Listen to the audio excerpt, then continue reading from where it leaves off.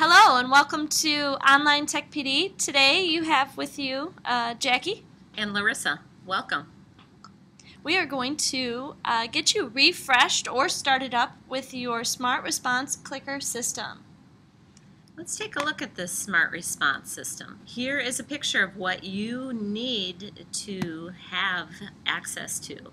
So if you have a bag with those Smart Response clickers, there's a receiver in there, then you will be good to go to use your Smart Response after we set up your class. If you do not have these clickers, make sure you can look in your library, you can look in the school, but make sure you have access to take this class. If you have no idea what these are, you probably shouldn't be taking this class. You can stop now. Not that we don't want to have you, but... Alright, so we're going to get you set up with your classroom for Smart Response. A couple of things we want just to kind of clarify the process. So today we're going to do these first couple parts here. We're going to set up the classroom, and this is what students will log into on the clicker. And once they log in, they'll have an ID number that is associated with them that the clicker will know them as. So you can track their progress over time using the Smart Response clickers, which is great. The second part here is after you've done this classroom setup, you'll be able to create those questions and question sets to assess your students. Another PD though. Yeah, definitely another day, for sure. Alright, so let's get you guys started. We are going to go to Smart Response in the Teacher Tools area. So this should be in your toolbar. On the lower right hand side you should have an icon. If you're in Windows 7 it's under this little arrow, Smart Response, or if you're in Windows XP it should be right on the right hand side of your toolbar. If you do not see this Smart Response icon, you should. So to get to see it, if you click on your Start icon, go All Programs, scroll all the way down to your Smart Tech folder. You'll either see it right where we see it here, Smart Response or Smart Desktop menu, or you'll need to click in the Smart Response folder and then you'll see Smart Desktop menu. But that's how you get it to show up. And you only have to do that once. If you have no Smart Response tab, you may need to reinstall Smart Notebook, and that would be a call to the help desk. Your friends, 262-8151. They are your friends. They are. They're very helpful.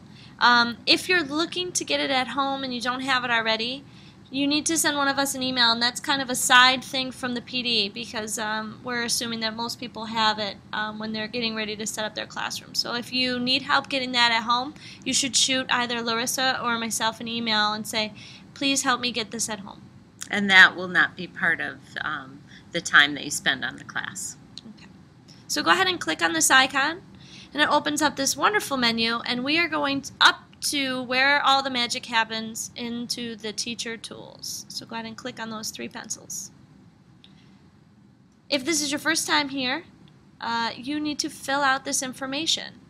If you're taking this as a refresher, it probably took you right to your gradebook already, and we're going to show you how to edit your gradebook for a new school year.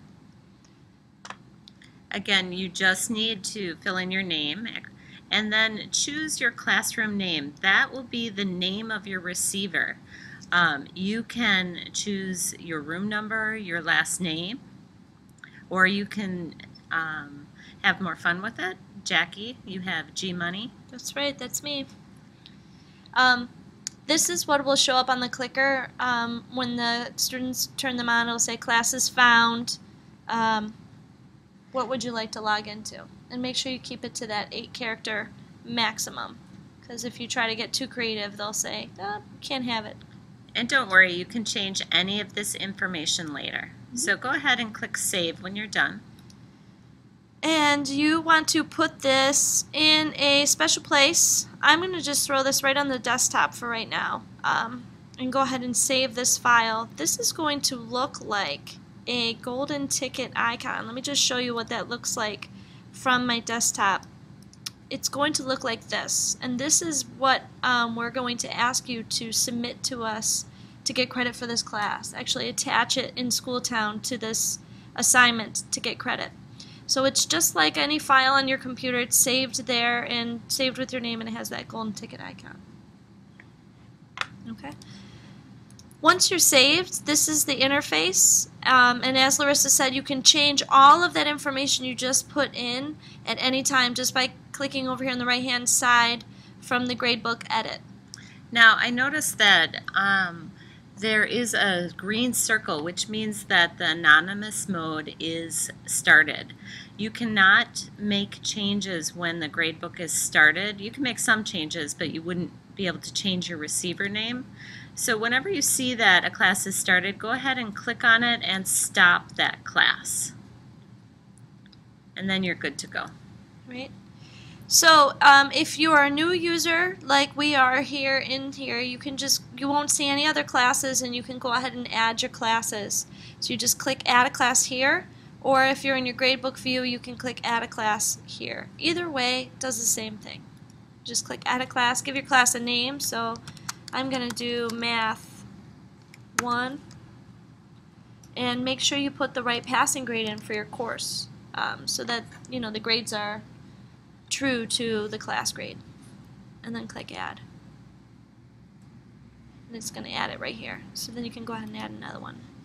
And you may work off of one class if you're elementary, or at secondary you may have multiple classes. Actually, depending on your setup at elementary, you may see different kids. You would want different classes then too. Right. If you're somebody who's set this up before but hasn't used it and needs to get refreshed, and that's why you're taking the class, you probably have a list of the classes you've already put in here. To get rid of a class, you just click on the name, and then you have this beautiful big red delete key. Just click it, and it says, "Are you sure?" and say yes. And then it'll remove that class from your list. So you can go ahead and do that. Or you could just come over here and edit the class name if you wanted to. So I'm going to add one more. Go ahead, keep going. we have our class. Our next step will be to add our students in.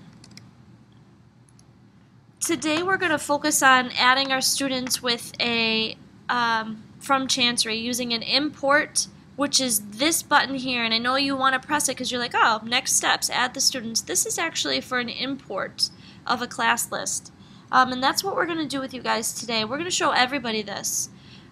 You may also want to know that you can manually add your students to your class by just clicking on the class and then the students tab.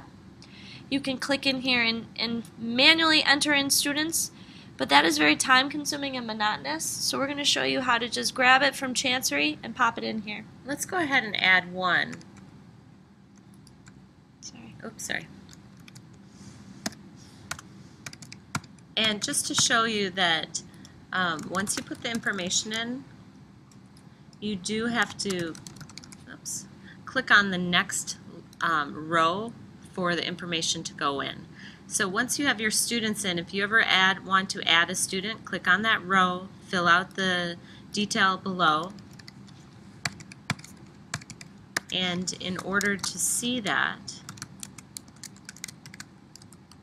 you need to go up and click on the row below it. Okay, good to know.